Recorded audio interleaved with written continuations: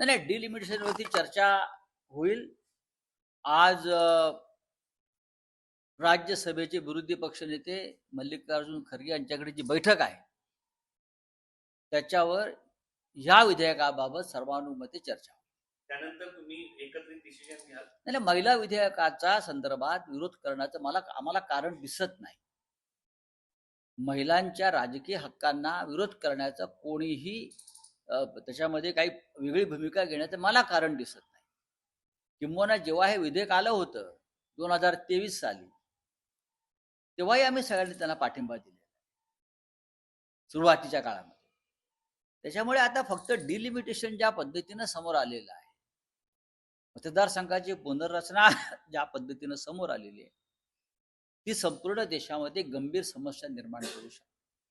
दुसरं असं की ही विधेयकं मंजूर करण्यासाठी अत्यंत चुकीची वेळ सरकारनं निवडली आहे.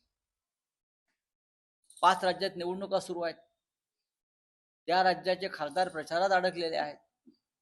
ते दिल्लीत पोहोचतील की नाही मतदानासाठी अशी शंका सगळ्यांना आहे. आणि त्यांना त्यांच्या राज्यामध्ये बिझी ठेवून मतदान घ्यायचं, कारण 2/3 मेजॉरिटी शिवाय ही बिलं मंजूर होणार नाही. 2/3. आणि भारतीय जनता पक्षाकडे स्वतःचे 240 लोक, 360 खासदारांची ताकद या बिलाच्या मागे हवी. ती आता कशी गोळा करतायत ते पाहावं लागेल.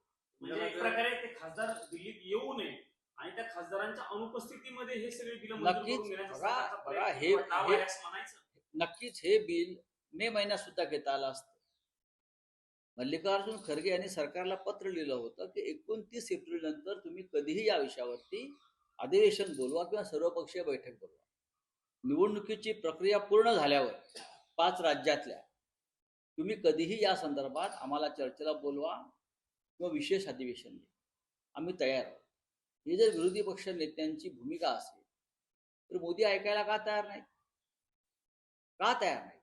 याचं कारण इतकंच आहे की पश्चिम बंगाल, तामिळनाडू, केरळ,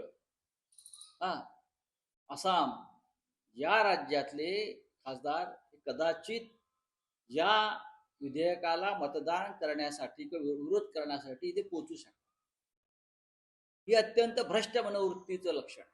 महिलांच्या राजकीय नकाशा भारताचा बदलला जातोय. भविष्यामध्ये सर्व काही नकाशा आणि इतर गोष्टी बदलण्याची मला शक्यता वाटते.